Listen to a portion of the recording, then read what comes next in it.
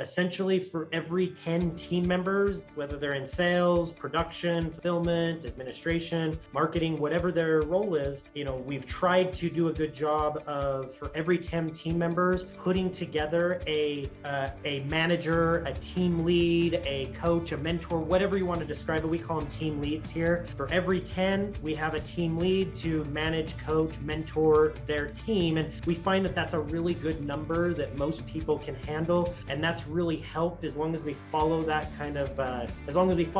as we grow and continue to make sure that we're cultivating that leadership for our team members. We found that we can grow in a very healthy and sustainable way. Welcome to Grow Think Tank. This is the one and only place where you will get insight from the founders and the CEOs of the fastest growing privately held companies. I am the host. My name is Gene Hammett. I help leaders and their teams navigate the defining moments of their growth. Are you ready to grow? Today we look at your people. We want to make sure that you are prepared to lead the best team possible, create predictable growth, serve your clients, and make the impact that is necessary in your world. Now, how do you do that? Well, we know that as leaders, we have to leverage other people. We have to rely on them as we grow the company. We can't do it all ourselves. So today we look at making your people your greatest asset. Now, when you think about your people, hopefully you know that they are your greatest asset. I don't have to convince you of that, but there's some details around how do you actually do that? How do you do this on a day-to-day basis as the leader of a fast growth company? Our guest today is the founder of Simplify Home Loans. He is Jacob Deegan. Jake talks about the real core of what does it take to make your people your greatest asset. We talk about how he invests in training, what happened when he wasn't training people, and the impact that's made across the organization. You also look at his own leveling up process as a leader, and all of that inside today's episode. We look through all the things that you typically would expect and get some detail to help you execute at a higher level to be the leader that your team deserves. Now, one of the things I want to pause here for a moment is if you really want to level up as a leader, if you want to be extraordinary, if you want to drive predictable growth in a new way, then you want to make sure that you have a coach in your corner. If you already have a coach, then I'd love to hear about the successes. Maybe we can bring you on the show to talk about your success with your coach. But when you don't have a coach, my question is, why don't you? Why don't you have someone that can help you reflect back and reframe where necessary, see the blind spots, and really take your business to the next level, your leadership to the next level? Your team deserves the best leader that you could be, and I can help you do that. All you have to do is go to genehammett.com, schedule your free call with me to be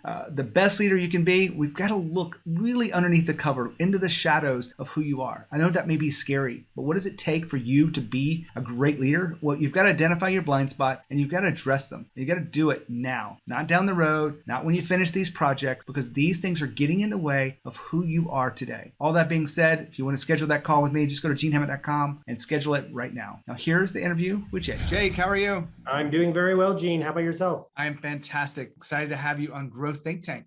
Happy to be here. Well, we're going to talk about a lot of things today as it relates to leadership and your people. The big topic today is your people are your greatest assets. But I'd love for you to tell us about the business. So tell us about Simplify Home Loans. Simplify Home Loans is a multi-state licensed mortgage broker. We distribute the home loan programs of the Department of Veterans Affairs, the Federal Housing Administration, as well as Fannie Mae and Freddie Mac to the American public. And being that we are a mortgage broker, our mission is to search and find our clients the very best loan terms possible as far as interest rates, lowest monthly payments, lowest amount of closing costs among hundreds of different lenders that we work with. And essentially our mission statement is to help our clients get into the very best financial position possible while providing them an exceptional and simple mortgage process. Love it.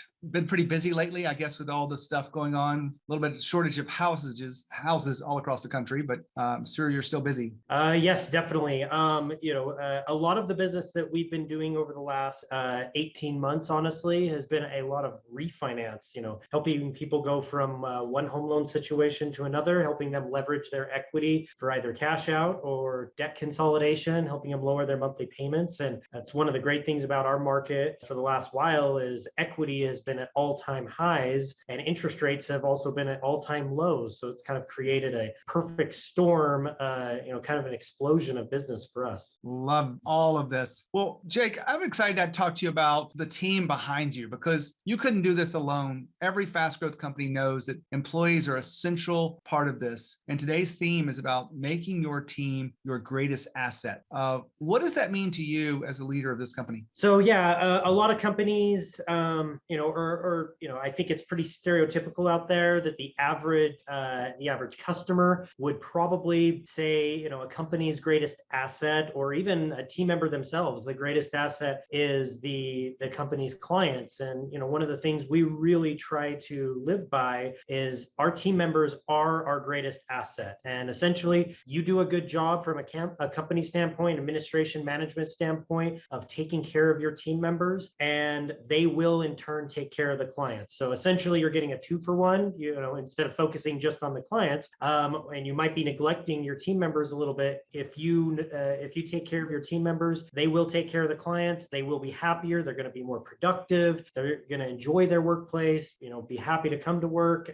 Get along better with their peers of who they, management, leadership, etc. And so, yeah, we genuinely live by that and take many steps on a daily, weekly, monthly, annual basis to make sure our team members know that they're appreciated, that that they are our greatest asset. I've got in my records you have around 130 employees. Maybe it's growing now. Is that about right? Yep, 132. Perfect. And it gets a little bit more complex to lead people as the company grows. I wish it got easier, but when you put people and you've got to manage, the tensions and personalities and disagreements and conflict and all of that stuff, how have you found that as you've grown the company? Yeah, it's definitely grown in phases. We've had different phases of, really explosive growth and, much slower growth. But I think each phase is different. And yeah, the challenges that you face when you grow and you add on a bunch of team members, you think, oh, we're going to make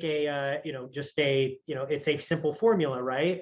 You add these people, and if you have the different leadership and whatnot involved, then you're going to be fine, right? Well, that's not really the case. Basically, the bigger you grow, the more of the infrastructure that you have to think about, the more leadership that you need to make sure are properly trained and in the right places. One thing that we did, and that I've observed from other companies in our industry that have done really well, is essentially for every 10 team members, whether they're in sales, production, fulfillment, administration, marketing, whatever their role is, we've tried to do a good job of, for every 10 team members, putting together a manager, a team lead, a coach, a mentor, whatever you want to describe it. We call them team leads here. For every 10, we have a team lead to manage, coach, mentor their team. And we find that that's a really good number that most people can handle. And that's really helped as long as we follow that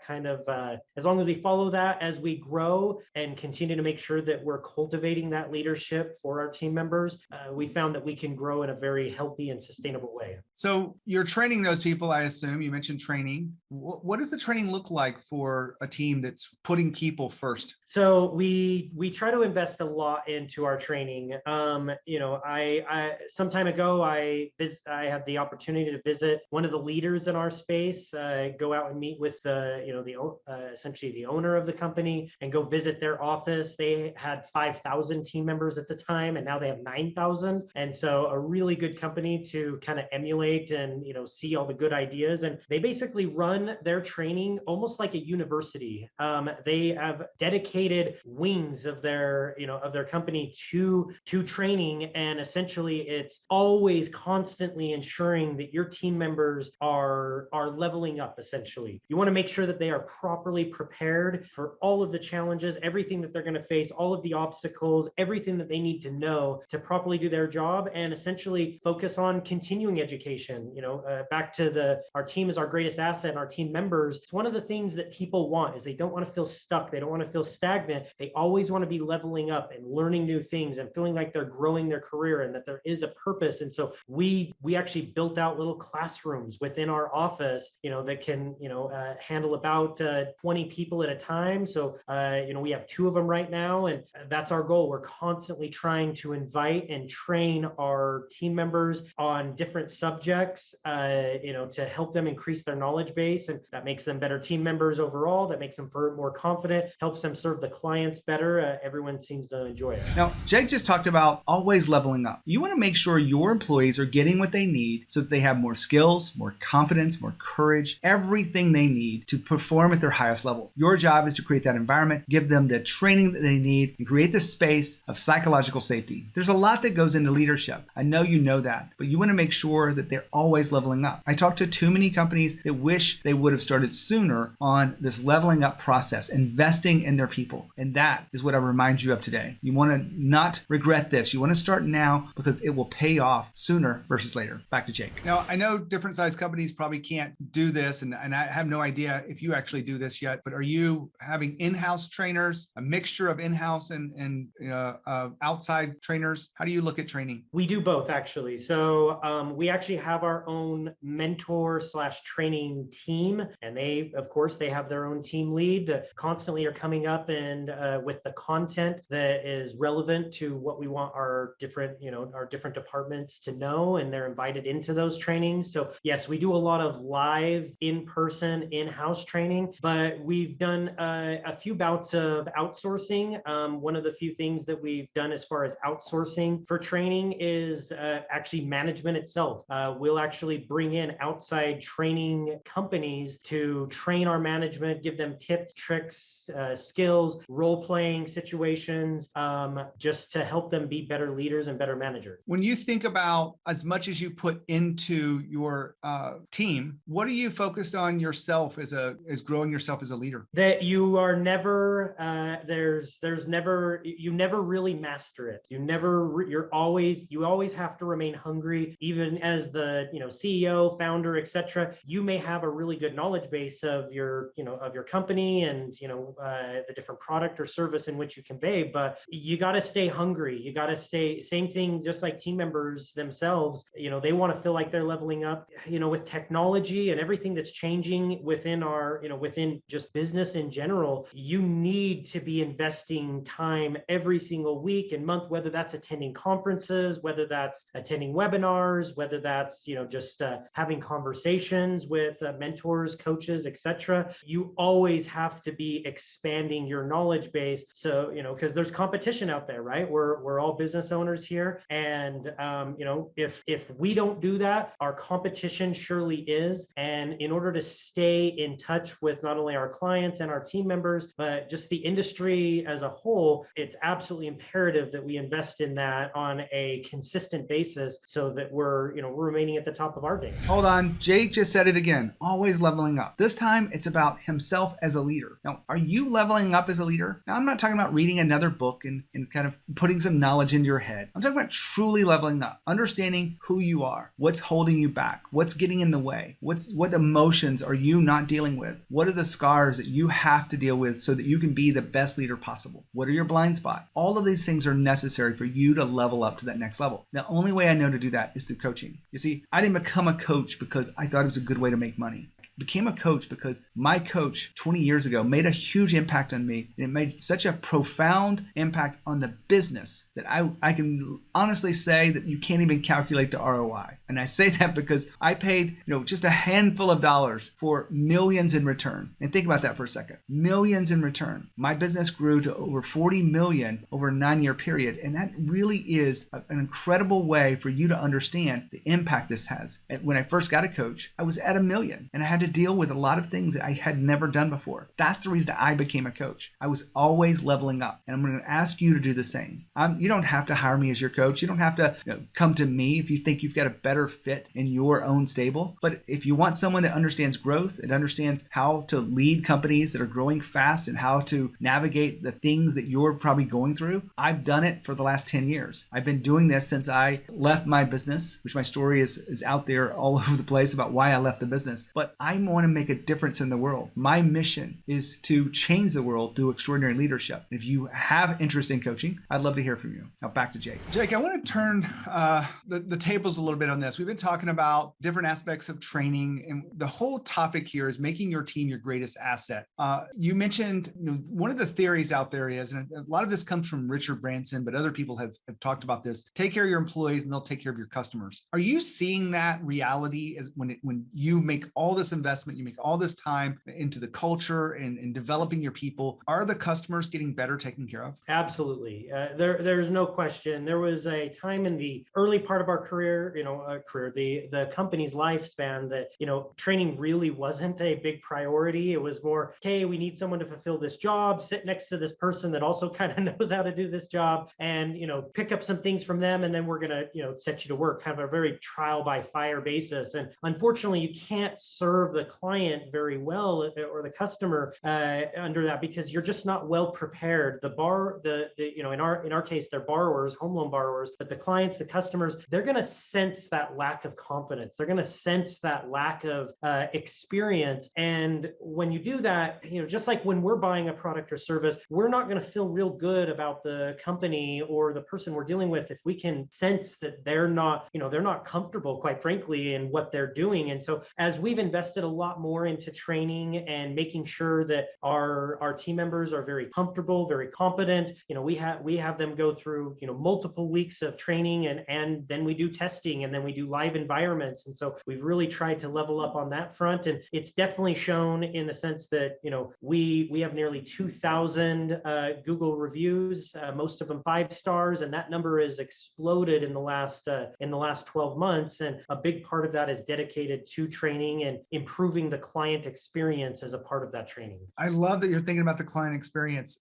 This is a big purchase whenever someone is buying a house. Refinancing is a little bit easier, I think, because there's not that emotional attachment. I remember the first house I bought, it was very stressful, but you're probably working with people that are in different levels of stress and pressure as they go through this process. And it helps to have that level of training and understanding on the front lines of your team. And that's what you've done here with this focus on training. Is there anything else that we would see inside your organization besides training that makes you put your people as the greatest asset? Yeah, so another interesting or unique part of Simplify Home Loans, the home loan process, and I understand every industry is very different, but in the home loan process, you've got a list of steps that, let's just say it's 100 different steps long, that have to be conducted. And a lot of mortgage companies run their business in the sense that they don't have that process very well delegated. One person is responsible for, in some cases, all 100 steps, or you'll have one person that's responsible for the first 50, and then have to,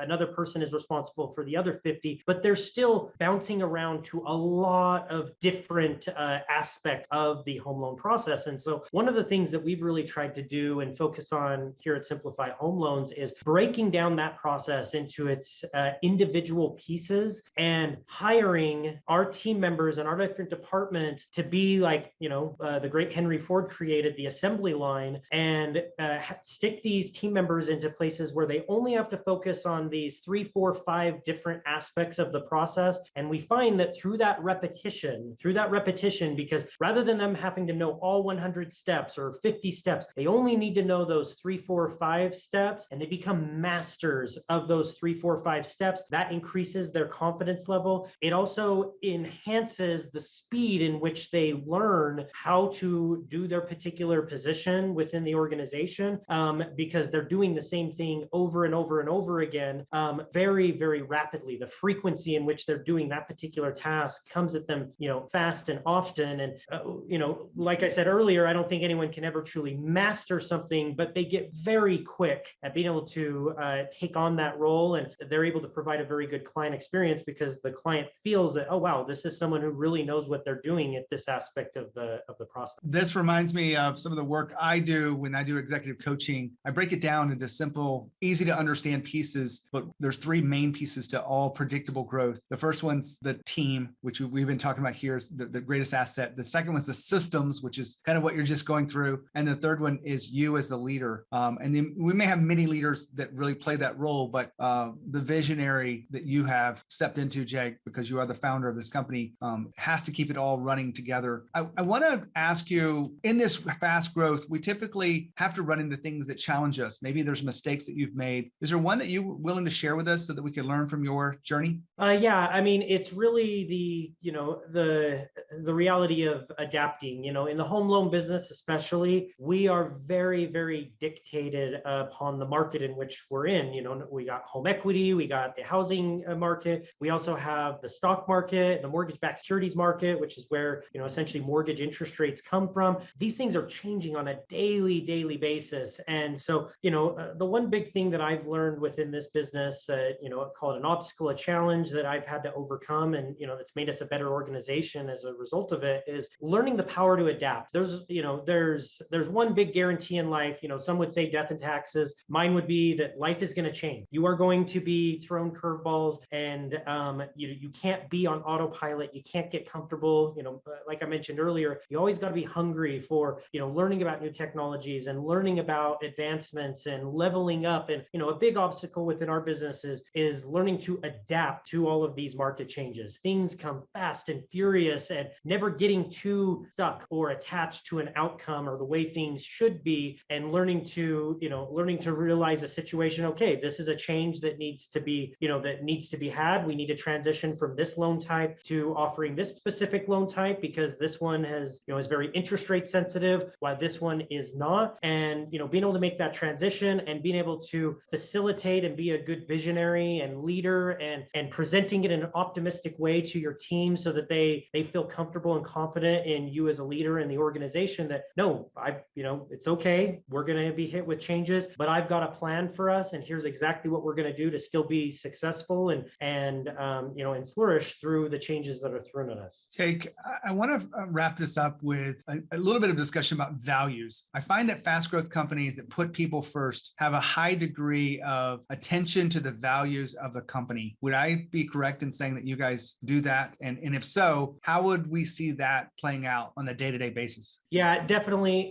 Like I mentioned earlier, I couldn't agree more. The values, everyone has to wake up, whether this is personally or professionally, we all have to wake up on a daily basis and feel like we have a real sense of purpose, right? We have to feel like, are we serving the community, whether that's our audience, our clientele, our demographic, whatever that may be, are we truly serving them? And, within our company, it's truly about, we're trying to make their after better than their before. Whatever their financial situation is, we want to make it better. And that is the purpose we try to instill in all of our team members. That is why we come to work every day, is to deliver that to our customers, deliver that to our clients. It's written up, on mission statements all over our office, including our core values that we have. And they all surround around, we are here to be stewards. We're here to be essentially fiduciaries and agents of our clients. We are here to, how would we want someone to treat us and to put us into a better financial situation? And,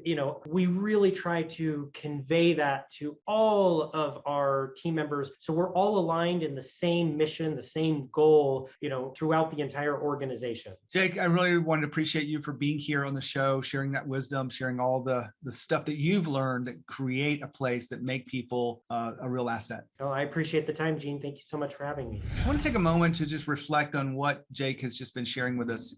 Leadership is going to be something that can be the best thing in the world, or it can be a very stressful thing. I think Jake's been learning the ways of leadership to really, build a team around him that he cares about, that they care about each other, and they care about the customers. They care about the work that they're doing. And that mission statement that he keeps bringing up is a really central point of this. But making people your greatest asset is not just about paying them well. In fact, it's not even really about money at all. It's about all the other little things that you do, the small things that create space. Now, you are investing in training for the right people, and you definitely want to train your employees. Hopefully, you got that message loud and clear today. But if you are a leader that isn't adapting quick enough enough inside your business, like Jake talked about, I want to make sure that you know that you can come to someone to talk about it. I find a lot of leaders feel like it's lonely. They can't go to their board. They can't go to their teams. They don't have anyone to talk to about certain things. I'd love to be that voice of reason or sounding board for you and help you with some of the skills. I've spent 10 years as an executive coach. If you feel like you could use a little bit of conversation, some clarity around something in the business to move forward, make sure you reach out to me. Just go to genehammett.com and schedule your call.